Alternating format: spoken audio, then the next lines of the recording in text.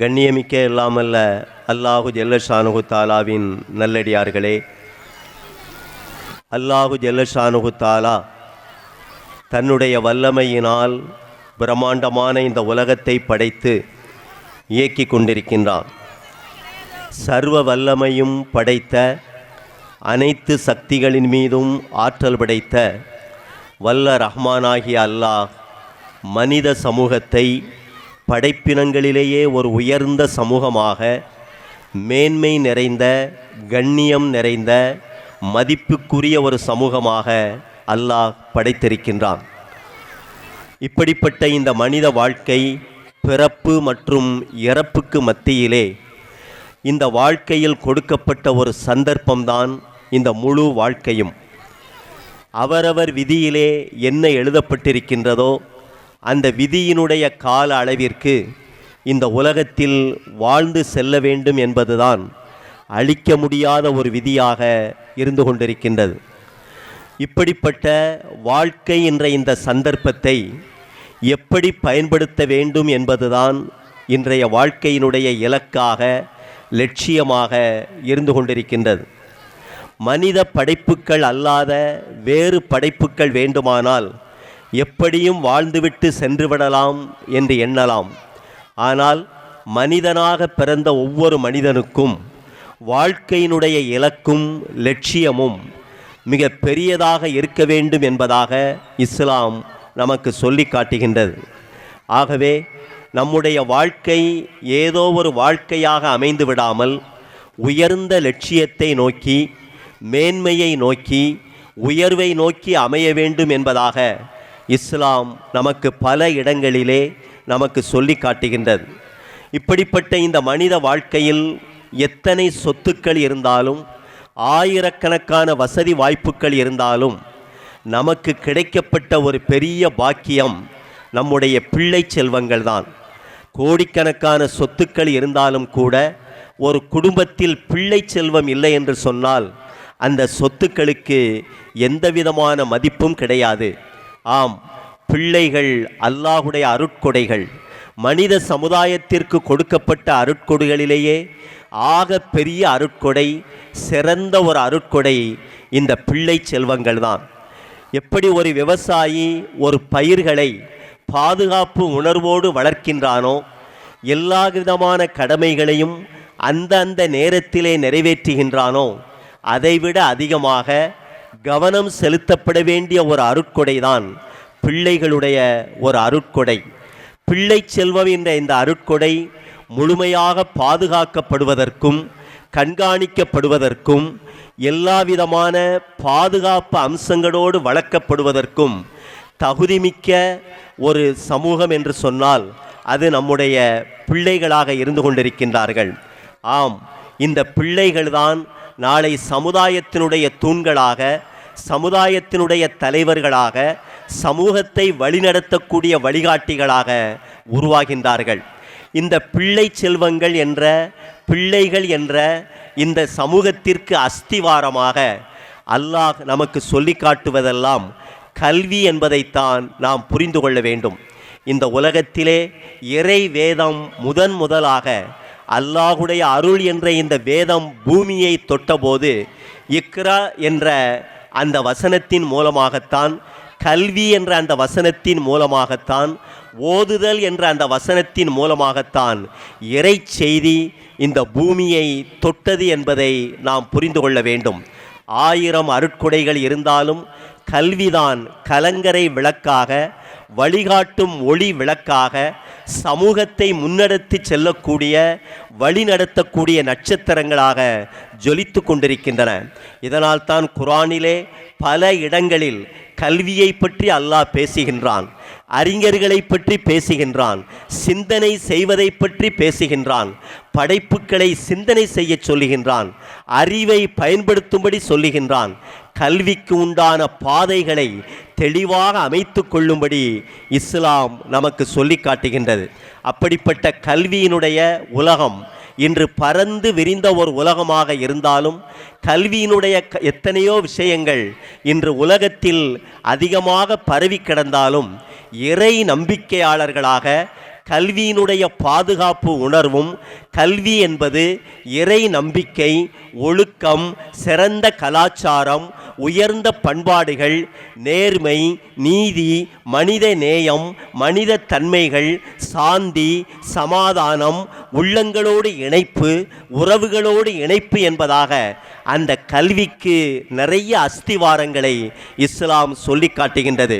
இதனால் தான் ரசூலுல்லாஹி ஸல்லல்லாஹு அலைஹி வஸல்லம் அவர்கள் ரப்பி ஜிதினி இல்மா என்பதாக, என்னுடைய இறைவா என்னுடைய கல்வி ஞானத்தை நீ அதிகப்படுத்தி தருவாயாக என்று கேட்டபோது கூட நபி அவர்கள் அல்லாஹ்விடத்திலே அல்லாஹும்ம இன்னி அஸ்அலுக்க இல்மன் நாஃபியா என்பதாக கேட்டார்கள்.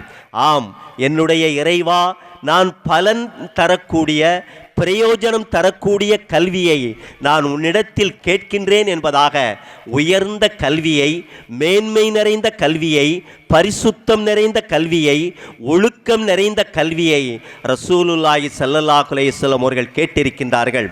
ஆம், கல்வி என்ற ஒரு அருட்கொடை பலனற்ற கல்வியாக மாறிவிடும் பொழுது, இச்சைகளும் ஆசைகளும் நிறைந்த கல்வியாக மாறிவிடும் பொழுது, அந்த கல்வியாளர்களின் மூலமாக இந்த உலகம் மிகப்பெரிய ஒரு சோதனையை சந்திக்கக்கூடியதாக இருந்து கொண்டிருக்கின்றது. எந்த கல்வியிலே இறை நம்பிக்கை கலந்து விடுமோ, மறுமையினுடைய தேட்டம் கலந்து விடுமோ, அல்லாஹுடைய நேசமும் நபியினுடைய நேசமும், அல்லாஹ்விடத்தில் நாம் பதில் சொல்ல வேண்டும் என்ற அச்ச உணர்வும் பாதுகாப்பு வளையங்களாக, கடிவாளமாக இந்த கல்வியை நாம் சுற்றி வளைத்து விடும் பொழுது, அந்த கல்வி இந்த பூமியிலே ஒரு சமாதானத்தை உண்டாக்கும். ஆம், கல்வியினுடைய வேகம் ஒரு ராக்கெட்டினுடைய வேகத்தை விட மிக வேகமாக செல்லக்கூடியது. அந்த கல்விக்கு கடிவாளம் இட வேண்டும், பாதுகாப்பு அம்சங்களை ஏற்படுத்த வேண்டும். இதைத்தான் இஸ்லாம் பல இடங்களில் கல்வியோடு இறை அச்சத்தையும், இறை நினைவையும், மறுமையினுடைய சிந்தனையையும் சேர்த்து பேசுகின்றது. ஆம், நபி அவர்களால் உருவாக்கப்பட்ட கண்ணியம் நிறைந்த அந்த சஹாபா பெருமக்கள் கல்வியிலே உச்சத்தை தொட்டபோதும் கூட அந்த கல்வி இந்த உலகத்திலே சமாதான தென்றலை உலகம் முழுவதும் வீச வைத்தது. நாகரிகத்தினுடைய உச்சத்தை, நாகரிகத்தினுடைய பண்பாட்டை, கண்ணியம் நிறைந்த ஒரு சமூக வாழ்க்கையை கலங்கரை விளக்கமாக இந்த பூமியிலே ஒளி வீசி காட்டினார்கள் சத்திய சஹாபா பெருமக்கள்.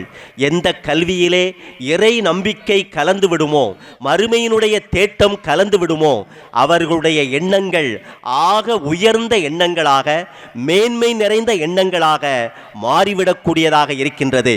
இஸ்லாம் எல்லா நிலைமைகளிலும் ஏதோ பிறந்தோம், ஏதோ வாழ்ந்தோம், இறந்தோம் என்று சொல்லவில்லை.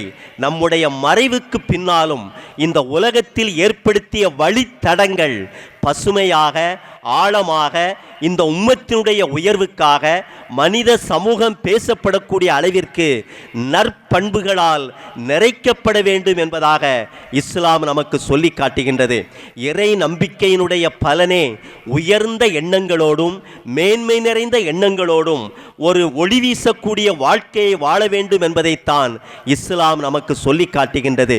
இறை நம்பிக்கைதான் நிராசை அடைவதை விட்டும், பின்தங்கி விடுவதை விட்டும், சோர்வடைவதை விட்டும், இன்னும் தடுமாற்றம் அடைவதை விட்டும் பாதுகாக்கக்கூடிய ஒரு கேடயமாக இருந்து கொண்டிருக்கின்றது.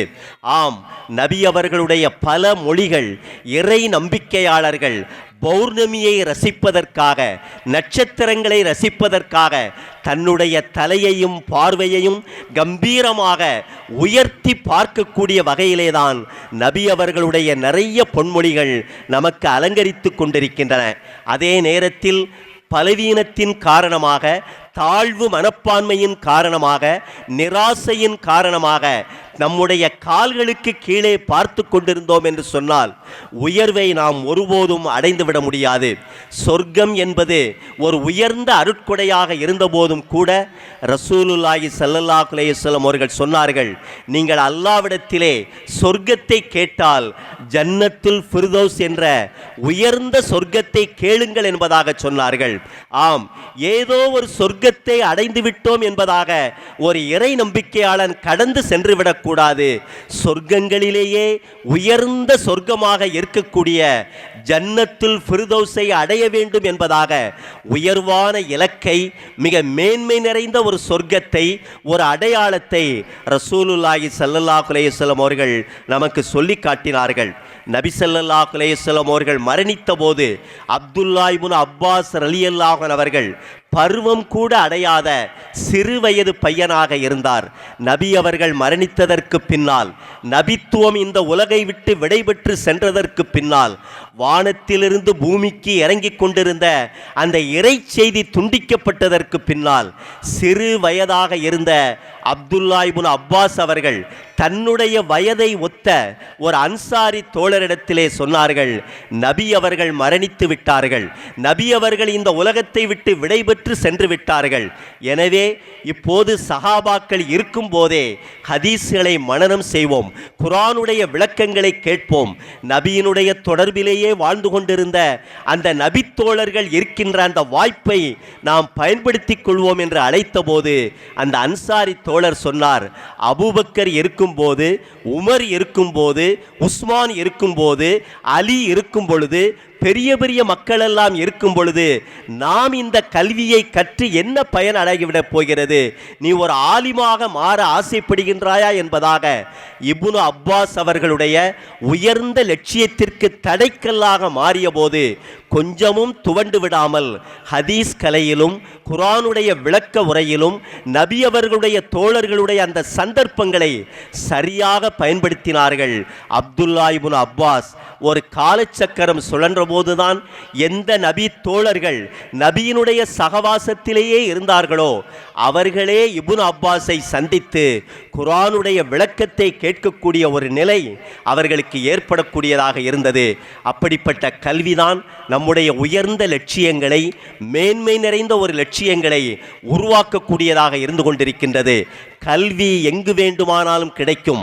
ஆனால் அந்த கல்வி, இறை நம்பிக்கை, மறுமையினுடைய தேட்டம், குர்ஆனுடைய தொடர்பு, நபியினுடைய சுன்னத்துக்களினுடைய நடைமுறைகள் என்ற அல்லாஹ்வினால் பொருந்திக் கொள்ளப்பட்ட உயர்ந்த அஸ்திவாரங்களின் மீது கட்டமைத்து தரப்படக்கூடிய இந்த ரஹமத் இஸ்லாமிக் ஸ்கூலிலே நம்முடைய பிள்ளைகள் படிப்பதை நாம் பெருமையாக நினைக்க வேண்டும்.